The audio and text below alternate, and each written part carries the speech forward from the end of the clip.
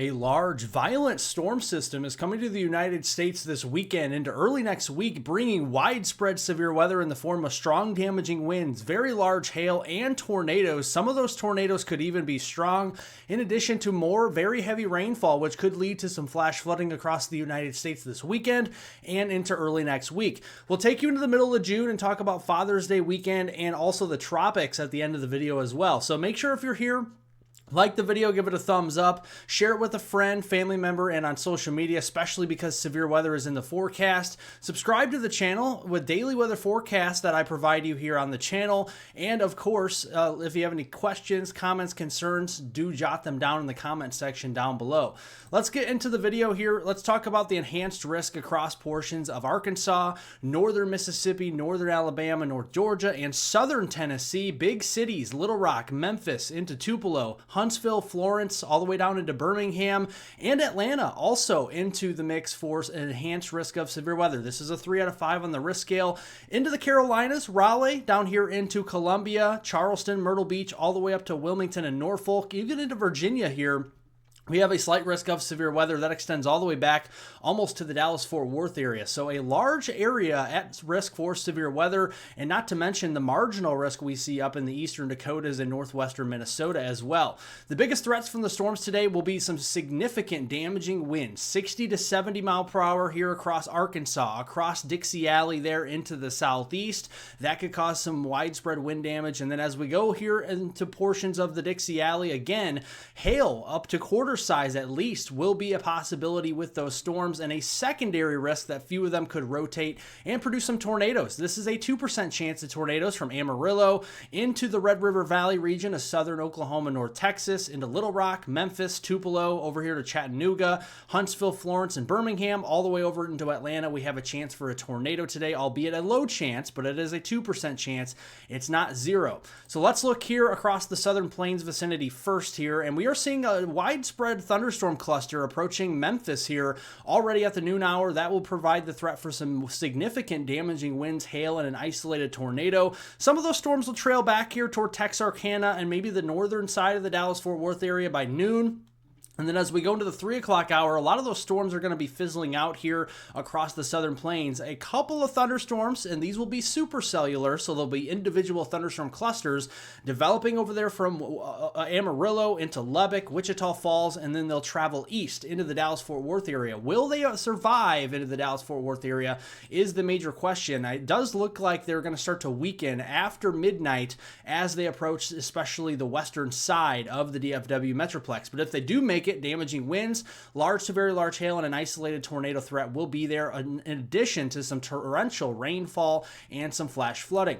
Across the east, we're watching a thunderstorm cluster into the Memphis area and to Tupelo here in northern Mississippi at the noon hour, providing the threat for some significant 60, 70 mile per hour winds, some hail, and an isolated tornado threat on the leading edge. This is going to be a backward C shape. This is what we call a bow echo. It's pushing the rain forward, all of that wind, and this could cause some power outages across northern Mississippi, parts of Tennessee there, and into northern Alabama as we head into the afternoon hours by 2, 3 o'clock.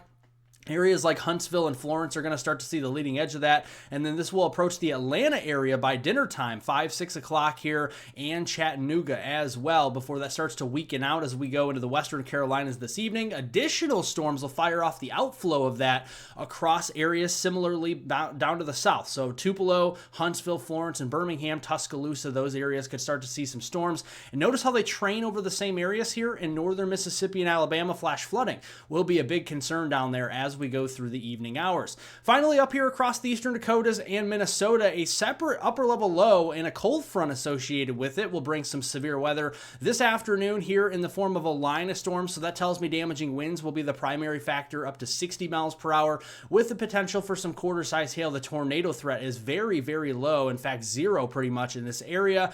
And these will cross through portions of eastern Dakotas into Minnesota as they approach the Minneapolis-St. Paul region. The expectation will be late this evening and early overnight.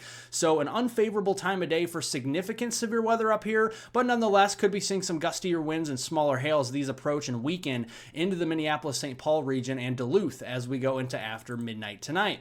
The big deal tomorrow will be the enhanced risk across North Texas, stretching back to the Texas Panhandle and southern Oklahoma up into central Oklahoma. This is from Amarillo, Lubbock, over here to Oklahoma City, Lawton, Fort Sill, and Ardmore, down here into Wichita Falls, Dallas, Fort Worth, and to Texarkana. This is likely to get upgraded to a moderate risk in later outlooks from the Storm Prediction Center as the dynamics are really coming together for a violent storm system as we go into tomorrow. Remnant severe weather from today into tomorrow morning could continue across Virginia, Maryland, all the way down through the eastern Carolinas and Georgia, where scattered severe thunderstorms will be possible. But again, our main focus will be back here in Texas and Oklahoma, where a significant, potentially even a derecho, may begin to evolve across the Red River Valley with wind gusts of 80 to 100 miles per hour, definitely likely as we go through tomorrow afternoon and evening, in addition to some very large hail. It could be up to baseball size as those storms initially evolve. And then we're looking at an elevated tornado risk, 2% in the green, extending up, by the way, into Missouri and western Illinois. Also, but 2% over here into the portions of eastern Virginia and Maryland, and then a 5% chance in brown across much of Oklahoma, including the OKC metro, Amarillo down here into the Dallas-Fort Worth area, especially the northern side of the Dallas-Fort Worth area. This also could get upgraded in later outlooks, maybe even to a 10%. So the remnant for storm activity today will continue across the southeast as we go into tomorrow morning. Just some showers and thunderstorms capable of 60-mile-per-hour wind gusts and quarter-size hail. An isolated tornado threat may evolve tomorrow afternoon up into eastern Virginia and Maryland, something we're definitely keeping an eye on as more scattered storm activity and a little bit higher coverage of severe weather may be possible up into Virginia and into Maryland. So be keeping an eye on Washington, D.C. for sure. Now, the main concern here, look at all of the storm energy across the southern plains tomorrow into Oklahoma and Texas, the Red River Valley as we call it, up to 6,000 joules per kilogram. This is extremely unstable air, and we're going to have a lot of rotating air with it as well. Already in the morning, we're going to see some rotating in the lower levels of the atmosphere, but watch as we go into the afternoon and evening. Along the leading edge of that potential derecho, we're going to have a lot of rotation, so quick spin-up tornadoes. This is going to be a very fast-moving complex of storms, so you're not going to have a lot of time to heed any of the tornado warnings, so make sure you have multiple ways to receive severe weather watches and warnings with your NOAA weather radio, a local TV meteorologist, any way you can get it, because these storms are going to be moving very quickly tomorrow afternoon, evening, and tomorrow night. So let's look here at Sunday morning, 7 a.m. All is quiet outside of a couple thunderstorms trailing across southern Arkansas into Mississippi. We go to the noon hour and things are still quiet, but it's getting very hot out there, right? We're getting the air you can wear. Dew points will be rising into the 60s and 70s, and it's going to be getting very unstable out there. And then as we go into the 3 o'clock hour, we're watching supercells quickly exploding across southern portions of Kansas through Oklahoma and Texas Panhandle, some Amarillo all the way up into Dodge City and perhaps Wichita.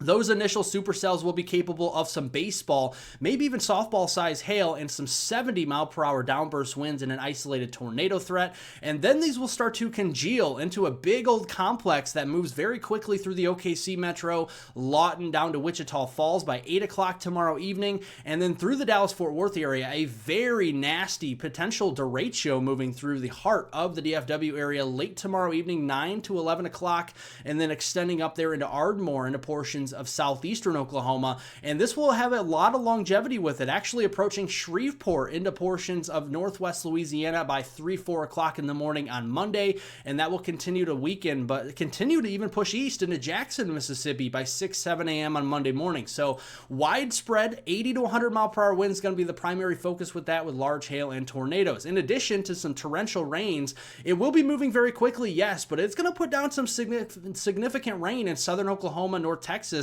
where we could be seeing widespread 1 to 4 inches worth of rain with this system, literally just within a couple of hours as that system moves through. Now, as we go into Monday, June 9th, we have slight risk of severe weather in the Dixie Alley across Mississippi, Alabama, Georgia, extending over into the low country, especially of South Carolina, and then up into the Cumberland Plateau there into middle and eastern Tennessee. Widespread damaging winds will be the main threat, but we are definitely continuing to watch for hail and a couple tornadoes. That on Monday is going to be our cold front front that's bringing severe weather up across the upper Midwest here over the next 24 hours or so. That's going to drop south and bring a focal point for thunderstorm development in the Dixie Alley and southeast. That's going to be the lifting mechanism to get those storms to grow, is that upper level low and cold front associated with it there Monday afternoon and into the evening hours, that is for sure. Now, speaking of next week, we're going to see a pattern handoff as we go into the middle of June. We have a big upper level low with a cold front. We already talked about how it's going to bring severe weather into the southeast, but it's going to affect our temperatures. They're going to actually keep us more stable Monday, Tuesday, and Wednesday across the Great Lakes region, and it's going to keep us stable in the storm energy department as well. Notice we're not having a lot of storm energy across the Great Lakes region because it's cooler, but as we go in towards portions of early next week, it's also going to be drier out there because of the stable air. So maybe outside of a shower or a thunderstorm that's not severe, we're really not seeing much happening through Wednesday, June 11th across the north. Now, things change as that trough moves out. It's going to get replaced by a ridge, and a trough moves in across the Pacific Northwest. This is our pattern handoff. It's going to turn a lot more hot and a lot more humid across the upper Midwest and the Great Lakes as we go into the middle of June, especially for Father's Day weekend. And then we're going to see these troughs go up and over top the apex of that ridge, what we call ridge riders, and this will be fueled with also a lot more storm energy, especially for Father's Day weekend. And that instability gradient, that's where we have to watch for those thunderstorm clusters that could be pretty severe. Even derechos can form off this as well.